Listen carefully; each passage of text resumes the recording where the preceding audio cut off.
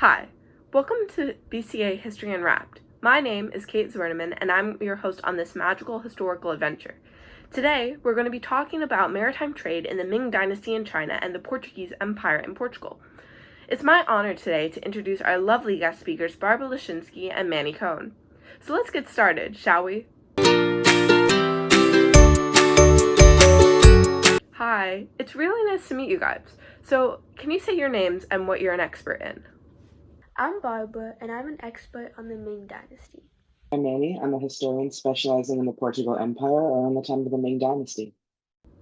Before we start, I wanted to introduce what we will be discussing today. Today, we will be discussing the Ming Dynasty and the Portugal Empire's relationships with maritime trade. Barbara, would you like to give a brief introduction as to how maritime trade was in the Ming Dynasty? Of course, the Ming Dynasty existed for some time, from the 13th century to the 16th century, and maritime trade was very successful in the times of the dynasty when it was legal. As Ming Dynasty trade stated, quote, until about 1350, the south coast of China had been one of the most vigorous centers of maritime commerce in the world. Chinese shipping had reached all over Southeast Asia and to India, to the Arabian Peninsula and East Africa, end quote. They were able to do this because of the amazing fleet they had. The leader of the fleet was named Zheng He. He was put in charge of the fleets by Emperor Zhongguo. Unfortunately, by 1400, private maritime trade was forbidden, which heavily affected the maritime trade of the Ming Dynasty. Wow, that's really interesting. Manny, could you also give a brief overview as to what maritime trade was like in the Portuguese Empire? Sure. In the Portuguese Empire, maritime trade became very large very quickly. Going back to what Barbara said about China's fleet, while they did have many advantages, the Portugal Empire had more technological advances. For example, the article Indian Ocean Trade Issues states that Portugal's navigational skills and its sturdy carracks with up-to-date cannons and guns still might have given it an advantage over China's earlier fleets. As you can see, while China had strength in areas such as size and stability, Portugal also had strong advantages in areas such as technology. Another very important note about the empire was its attachment to religion. The sudden interests in maritime trade was partic- particularly caused by the want to spread Catholicism and to fight against Muslims, both using middlemen in trading and just members of religion in general. It was a very common incentive during the it was a very common incentive during this period for European countries maritime exploration. We can actually see in several different cases, namely Portugal, but also their competitors, that this period was a blast of maritime exploration. Little on our topic for today, we will be discussing the similarities and differences between how the Ming Dynasty and Portuguese Empire advanced and worked with and in maritime trade. Now that we've introduced our topics and our two lovely experts, can you both talk about what exactly these two civilizations were and how they became so involved with maritime trade? Yeah, of course. So the Portugal Empire of this era was built on a very rocky foundation. The plague had just decimated Europe, and in areas of Western Europe, Mongol control had just ended. So this is where things started to become positive for Portugal because Portugal and other countries began to become more stable. They formed and raised armies, organized taxation, and set up an effective administration system. After all of the instability, the Renaissance began. Now, the Renaissance is also a very interesting time to begin with. Firstly, it is debated whether or not it's a period itself, but aside from that, it has brought a lot of stability not only to Portugal but to Europe in general. It brought new ideas such as humanism while bringing back a type of religious rivalry between Christianity and Catholicism. The difference between the pre-plague and post-plague Portugal was truly different. Now that they had some stability, they began to look towards trade as ways to gain money, to spread Christianity. They were trying to mainly find allies who were Christian and with whom they could fight against the Muslims in Europe. The reason for this newfound interest in trade and sea exploration is really an interesting and complex topic, just mixed together with a bunch of different reasons. Yeah, going off of Manet's conclusion, the Ming Dynasty and its interest in trade and exploration is very complex and interesting. It is also similar to Portugal, in that the Ming Dynasty was also built off a very rough foundation. Just prior to the Ming Dynasty, China was controlled by the Mongols. The Mongols pretty much wiped out a lot of Chinese identity. They promoted Confucianism and made an exam as a form of resynthesizing China. This really took a toll on the Chinese community and made them feel worthless, and it pretty much destroyed their identity. After the Mongols were in control for some time, the native Chinese created rebellions to fight back, and they eventually won. After the success, they reinstated a new Chinese dynasty called the Ming Dynasty. From this point forward, the Ming Dynasty had a lot of success, such as economic growth and general stability. An important individual who was a part of the Ming Dynasty was named Zheng He. Zheng He was a Yunin under Emperor Yongle. Zheng He became a highly successful sailor, circulating a lot of trade with countries such as India and parts of Africa. He also controlled over 30,000 individuals on his 7 sailing expeditions. Emperor Yongle was the 3rd emperor of the dynasty, so by the time he sent Zheng He to make trade with other countries, the Ming Dynasty was already established. This stability in the country led to a lot of resources being given to sea exploration and trade. Zheng He led an impressive fleet of ships, which would lead the Ming Dynasty being able to defend themselves from attacks from groups similar to the Mongols. Trade also increased the influence of China, and finally it caused complete domination of trade routes between countries. That's awesome. It really is very interesting. So moving on to the next question, what did your dynasty do to advance in maritime trade? The Ming Dynasty did a lot to advance in maritime trade. One major thing they did was create a huge fleet. As I mentioned before, this fleet was run by Zheng He. Zheng He directed the entire fleet alone. He was able to lead 7 voyages of exploration, which no one had done before. His voyages spread all the way to Africa and helped a lot with inter-country relationships with China. According to the article, Ming Dynasty Trade, it stated that, quote, under the Yunin Admiral Zheng He is best seen as a continuation and culmination of this earlier phase, combined with hostility to private maritime trade in an effort to force it into an officially controlled channel, end quote. As you can see, he had an incredible fleet. This fleet consisted of massive, multi-decked ships. Some of these ships even reached up to 400 feet, making them strong and powerful.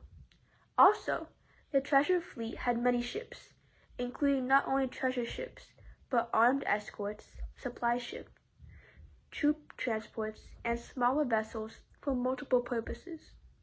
Inside the fleet were thousands of crew members, soldiers, merchants, and artisans to run the ships. Inside the fleet was also a lot of goods, such as silk and pottery. The main purpose for all of the personnel and huge ships was because they were meant to cover long distances, reaching Southeast Asia, the Indian Ocean, the Middle East, and East Africa. No ships ever compared to Zheng He's ships in size and strength, and this combined with the Chinese mentality of giving more than you take can lead to huge successes in trade and the spread of Chinese culture. Wow, considering that they only employed a few different techniques and it led to so many prosperous outcomes, and the fact that all of this was completed in a really short amount of time is really insane.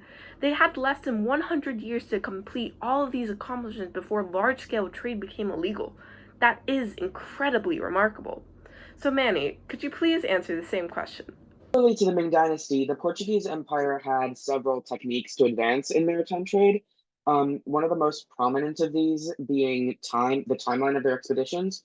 According to an article titled "The Portuguese Maritime Mending in the Indian Ocean," it stated that the Portuguese entered the Indian Ocean in a period where the major Asian states were tending to the turmoil within their vast land-based empires. They had hardly cared who dominated maritime trade as long as taxes and goods flowed through inland. This allowed the Portuguese to excel in their maritime trade because the Asian states were busy with their own issues in their empire. Similar to the Ming Dynasty, another major advantage was their naval military. For long enough, they had naval superiority and an artillery edge. And finally, of course, was the length of their expeditions. The Ming Dynasty very quickly ended maritime trade, but the Portuguese Empire lasted for over 100 years longer. This really helped them out in maritime trade and led to them succeeding in it. So far, what I've gathered from this is that one major similarity between these two empires is that they each succeeded, but for completely different reasons, right? So why do you guys think that succeeding in trade was so important to each of your dynasties? I think it was so important because it allowed the empire of Portugal itself to flourish. In the case of Portugal, their main want was having power and control over trade, seaside ports specifically, and expanding their religion. Having a naval and technological advances that they had allowed for these goals to be completed. It also allowed for a lot of goals together to be completed. Some goals of which unfortunately included slavery. Coming from an article about the African slave trade and the Portuguese Empire's role in it, Portuguese mariners sailed beyond Cape Madajoz, Morocco for the first time in the 1430s, and by 1445, a trading post was established in the small island of Arigun off the coast of present-day Marihuantina. Um, as Portuguese ships continued to explore from African coastlines and the rivers over the following decades, they established similar friotas or trading factories with the goals of tapping into pre-existing local commercial networks. Portuguese traders procured not only captives for export, but also West African commodities such as ivory, peppers, textiles, wax, grain, and copper. The empire having success in areas like the ones they did was crucial to the empire completing what they did, no matter how positive or negative it was. I completely agree with Manny. Having power in certain areas will almost always mean that you can succeed in an area. Very similarly to Manny's points about the Portuguese Empire, the Ming Dynasty succeeded in the areas that they had power in. They excelled in trade because they had the means to. And I think that this case really applies to a lot of different empires and dynasties. Having success in trade essentially leads to having control over countries, the economy, and a lot of aspects of life within specific areas. Do you think that the maritime trade led to the success within each empire, or was it the tools that each empire had? I think that that is a combination of both, That is kind of a to what extent question. I think that yes, some success was in part due to the tools that they had. But they wouldn't be known unless maritime trade helped make them known. And all in all, maritime trade is what led to success for both the Ming Dynasty and the Portugal Empire. I absolutely agree with Barbara. What were some weaknesses of your dynasty or empire throughout their maritime trade experience? The Ming Dynasty had multiple weaknesses throughout its time. One major weakness was what I mentioned before. Quote, by 1400, private maritime trade had been forbidden on the grounds that it gave aid and comfort to Japanese pirates and their Chinese allies. Thereafter, the only legal trade conducted in Chinese parts was in connection with tribute ambassadors sent by Southeast Asian sovereigns. End quote. Although this wasn't a major hit for the Chinese, it still wasn't good. However, there was no actual evidence that said it declined.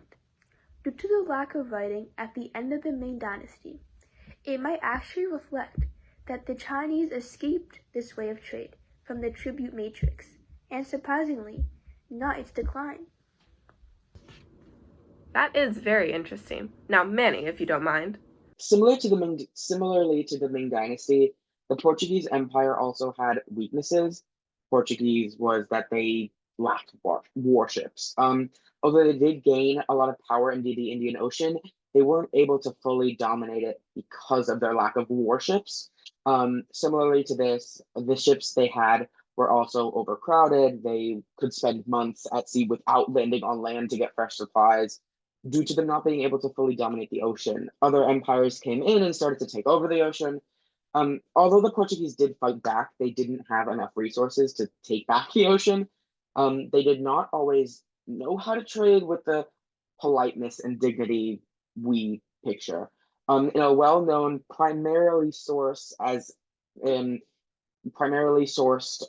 known as the Portuguese Report of Calicut, it says that the things the Portuguese was attempting to trade was not the thing to offer to a king.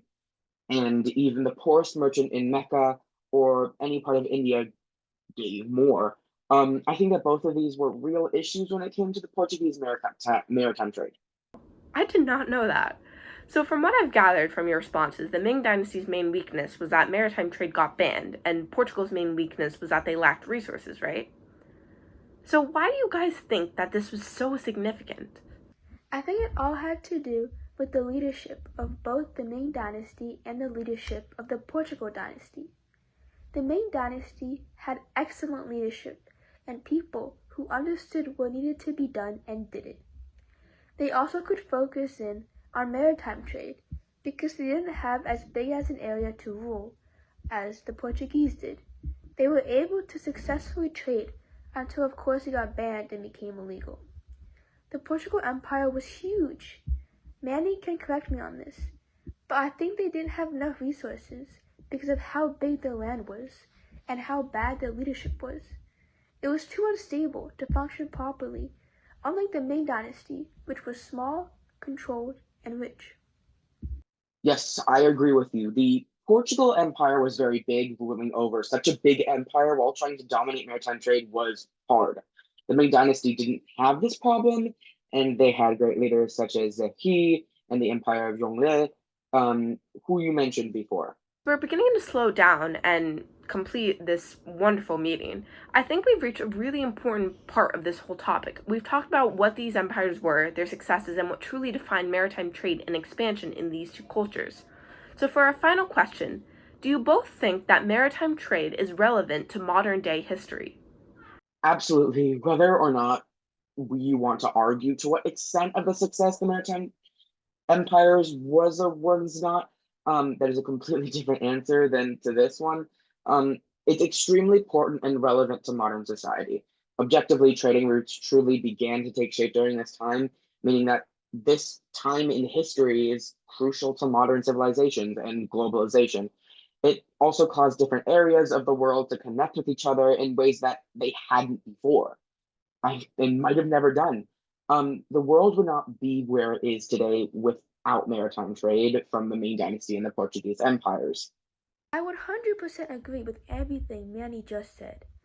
Globalization, public relations, cultures within countries, recorded history, prevalence of certain goods, and the prevalence of certain religions. None of it would be the same without the help of maritime trade. Well, thank you for speaking with me today. I truly appreciate it, and I'm sure that I can speak for both myself and the lovely people watching that they've definitely learned a thing or two about the Portuguese and Ming dynasties. Of course. Absolutely. Thank you for tuning into this episode of BCA History Unwrapped. This has been an epic journey, and I can't wait to see you all next time. This is Kate Zwerneman, your host, signing off.